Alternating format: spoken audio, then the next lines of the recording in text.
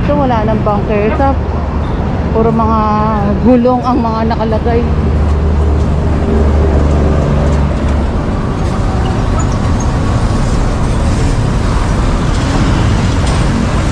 Alis sila ya, kuya. Ito, tinatabi na po dito sa may looban.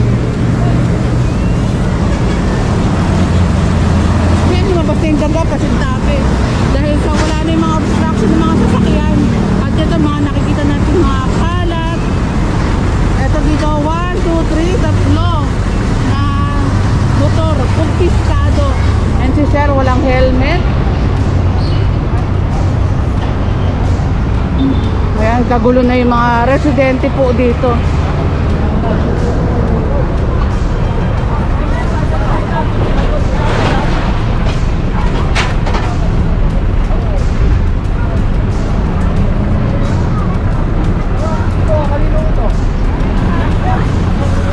Ito pang kalakal yata. Ito kami, pakialis na, pakialis na.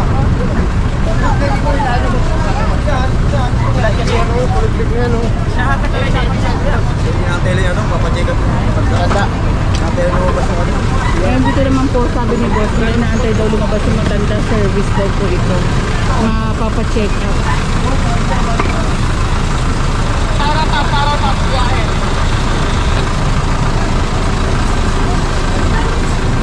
Palat, malinis yung palat, oh.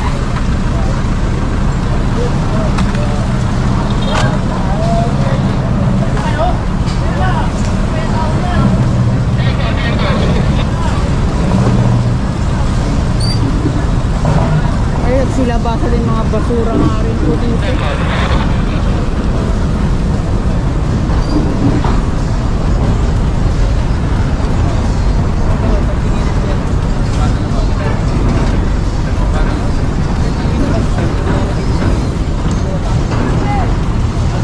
Assistant Commander Sir Yusor, Commander, MPPD Motorcycle Commander Sir Banaag, Sir Kunanan, Assistant Team Leader. Or Baka ayaw niya na malinis. May tatabihin mo dapat pagbigyan mo. Kaya tayo na yung bumalik dito tapos may nalinis dito. Oo. Paano na yun?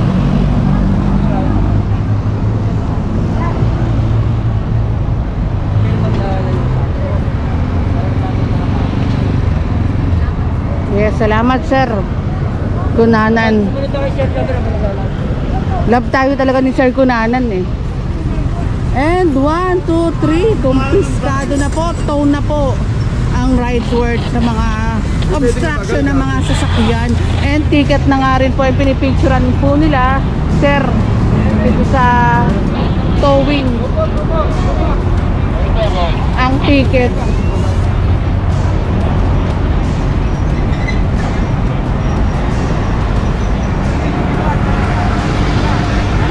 And ang mga obstruction ng mga nasa bangketa, bahala na po ang ating ibang clearing team dyan. Ang motorcycle unit, puro mga obstruction ng mga sasakyan po ang kanilang kinukumpis up to the tow.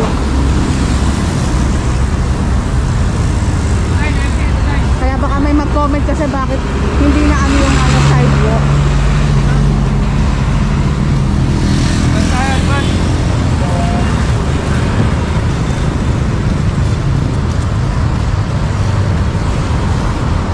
Duwag nito, lalo na kapag walang mga nakapark na mga sasakyan. Maluwag na makakadaan yung mga sasakyan kapag walang nakapark.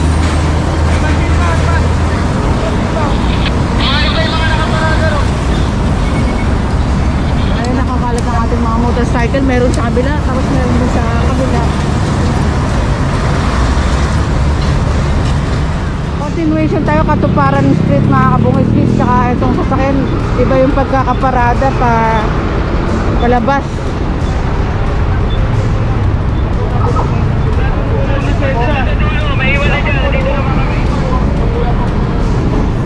Po dapat. Ha? Siya po ang nabutan po namin ng upo dyan. Pakinggan niyo po muna ako. Oh, sir. Ha? Siya po ang nabutan po namin ng upo dyan. So, explain siya po driver. Di ba po? Tumain ko muna. Hindi nga po. Tinanong mo kung may lisensya po siya. Ano lang yung driver, sir, eh? Ha? Pakinggan niyo nga po. Di ba? At that time of the apprehension po, Naabutan po namin siya nakaupo dyan. So ano po tawag po dyan? Sagutin niyo po kung anong tawag po dyan. Pag nakaupo dyan sa driver seat, ano po tawag po? Sa tingin mo, anong tawag po dyan? Oh, driver, tama po ba ako? Lisensya po siya, wala. Oh, so ano tawag po doon? Impound. Dapat nagpaupo po kayo dyan na may lisensya po. Para in case na po ganyan, maaaring tikitan o ano po, ha? So, siyang driver, walang lisensya, atak po tayo. Kakaliwanagan po tayo. Ha? Hindi po. Kailan lang to na-impound dito, di ba? Nung nakaraan. Lunes. Yung isa yung ko rin. Lunes, Bernes na sunod. Bernes ano? Tama, Ito Bernes. sa driver, pero nakaupo siya sa driver seat. So, pero driver yung... Kaya nga po, Nay, di ba po, Nay? Andun na po tayo ng CCR po. Dapat po, ang pinaupo po nyo dyan, may lisensya po. Hindi ako sir, ako. Ha? Nag-CR lang sir. Nag-CR lang ako. Asan ka? Ano na tayo na nahuli? Sino ako po dyan? Nasitan po namin. Sige po. Yung niya po yun. Yun na nga po, nandun na nga po tayo eh. At that time of the apprehension po. Nakaupo po yung isa. So, it means po yung driver po. Ito lang, papasok lang ako kasi yan. Nandun, kahit na po kakapasok na po, ano po tayo, Nay? Nandun na po tayo. Ano lang nung isa yung nung Webis sir eh. Ano na kami? Sa paniwala ko na po sa inyong puti po. Okay lang po naman. Yun naman po pala eh. So, okay na po tayo. Kasi nag-CR lang po. Hindi pa rin kayo na-accord kasi. Ito na nga po, ito nang nakaraan, yung nag-massive clearing po tayo, file natin ticket, sabi nga ni Mr. Armada. Kaya sa palay, nakaharap po yung parada po dyan dito. Nakaka-underflow pa po Sir, yun. magkakarga lang tayo. Kaya nga po, kahit na po magkakarga po tayo, ay naman iharap natin doon sa kapila. May gasolinahan tayo, may dating ang patras. Di ba po? Oo. Ano po na yun? Nabutan po natin doon, driver na ako po doon. Walang lisensya po. So, atak po tayo. Nakakawal lang sir.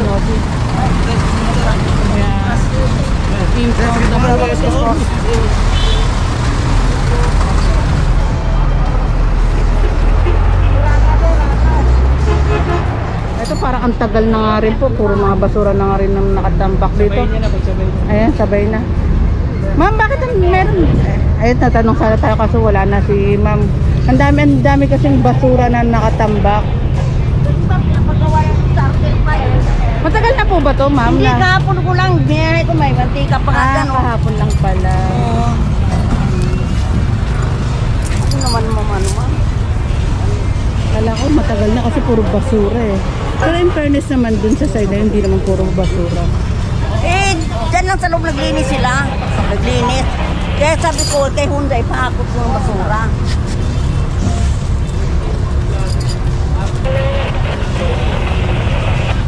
Hindi ko sabi dyan.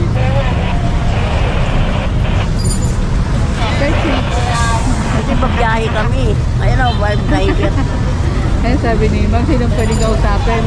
May kasama rin tayong kapulisan para mag-assist din po ng clearing operation. Sino kausapin dito? Bak! Alam mo sa likod natin kaya ano? ECB na yun.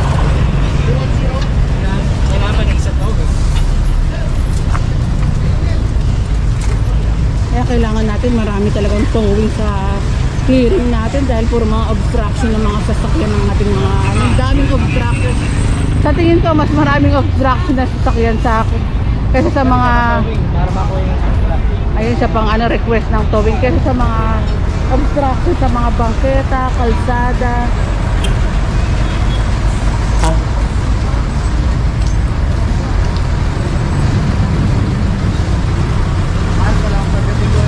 Pagdating sa...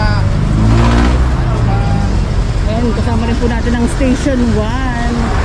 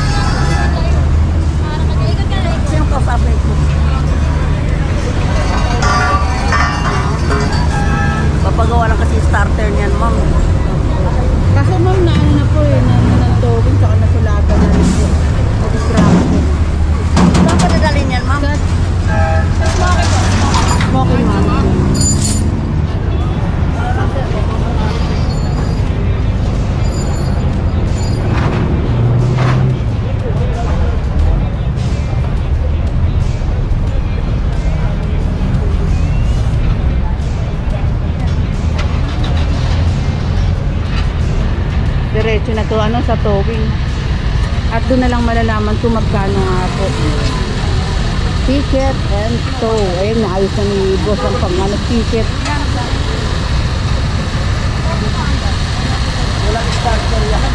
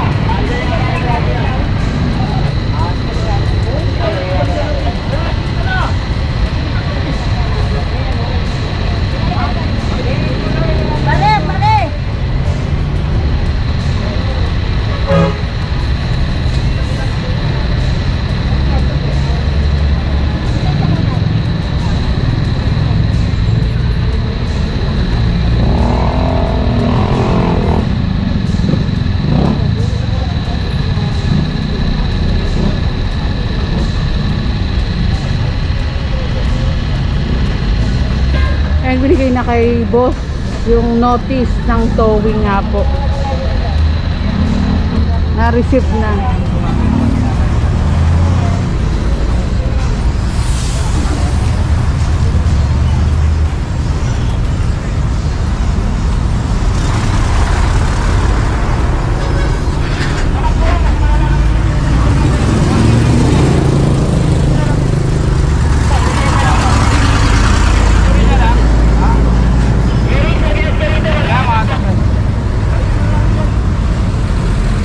Magpapalik na lang tayo isa pa. Ayun, ayun o. Ayun o.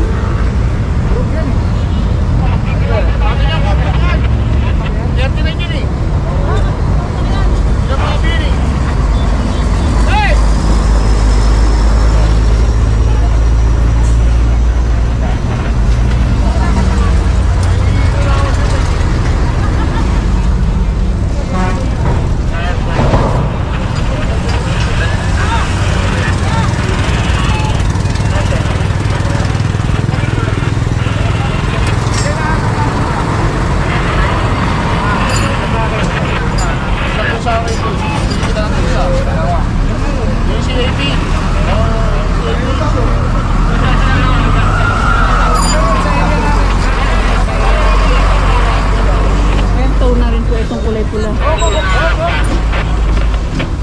Oops, ingat niya kay boss dahil nasa ilalim.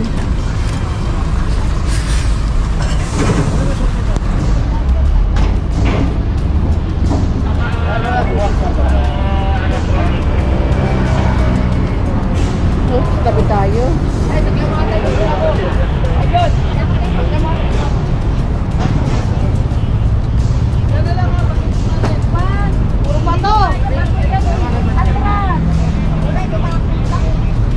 Eh, pagkasin muna, makakuha muna natin to para makapelo tayo.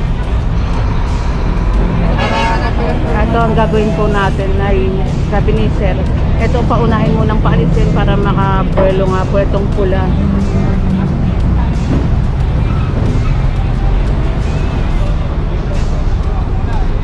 And next upload tayo mga kabungs. Please like, comment, share, and subscribe. Ingat po kayo palagi mga. And God bless us all. Next upload tayo. Continuation tayo ng ating clearing operation with motorcycle unit headed by Commander Banaag. Kasama rin po natin ang Assistant Commander Sir Yuson, Team Leader Sir Kunanan, at Compact Mel Lopez Boulevard po tayo. And kumpiskado na nga po, tow na nga po ito, nabigay na rin yung notice. Next naman po itong kulay pula na hinahila nga po papunta dito sa side na to dahil puro pato nga po dito. Ayan, na-atake na po at mapupuntahan po yan sa may Smoky Mountain. Ayan, kaya kailangan marami talagang towing na kasama ang ating MPPV. And dagdag po na lang po, dagdag bayad po MPP sa ticket tsaka sa towing. Ayan, bagong panukala ng rin po na ibinaba. Kaya sana sumunod na nga rin po proper na para paradahan sa mga sasakyan. Kasi ang luwag ng isang lugar kapag meron tayong kapag walang mga nakaparada, ito po, nakita ni Sir Banaag, walang helmet.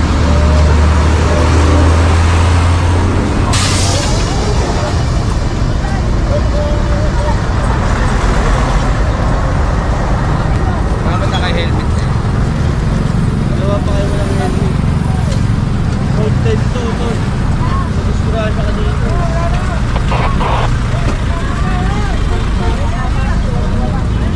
Ito kaibigan. Wala po helmet si boss na driver tsaka si ma'am na pasahero.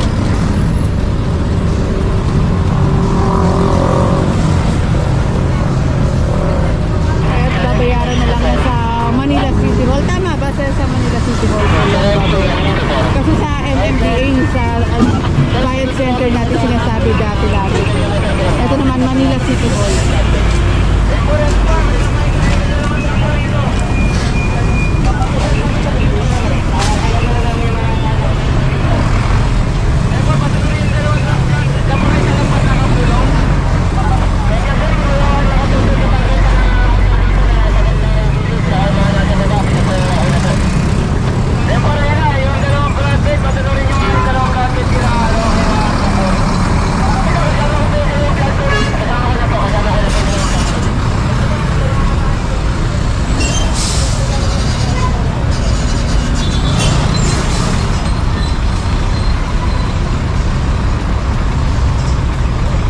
Doon na lang po malalaman sa may Manila City Hall kung magkano nga po.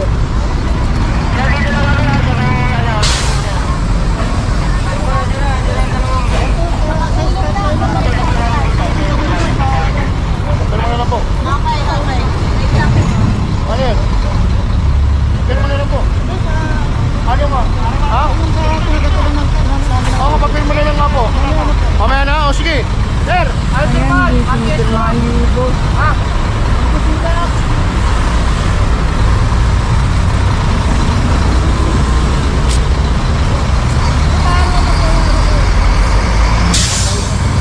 Yun na po ang ticket.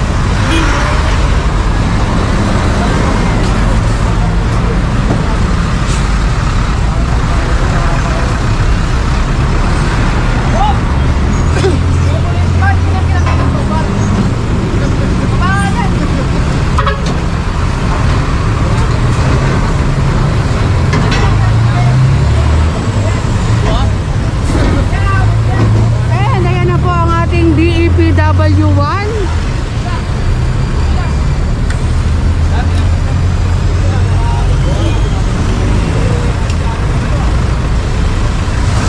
Ayun, sinapon daw po yung ticket ni Bob. Ayun, hawak na ni ma'am yung ticket.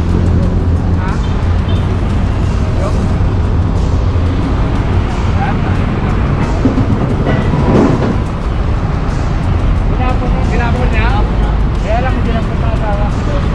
Ayaw pero mo ano eh. Hindi okay lang yan. Mamaya. Mamaya.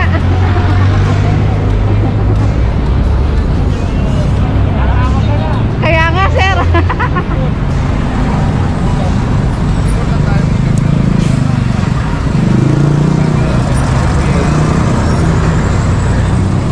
Ito, wala ring helmet. Ano natin kasama natin?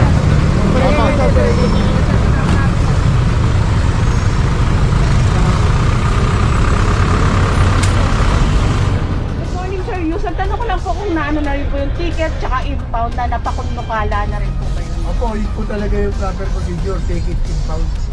Once na nasa obstruction po sila at unattended yung sasakyan, automatic po yun, ticket impound. Ilalagay po sa ticket, unattended at saka yung initial violation nila ng obstruction.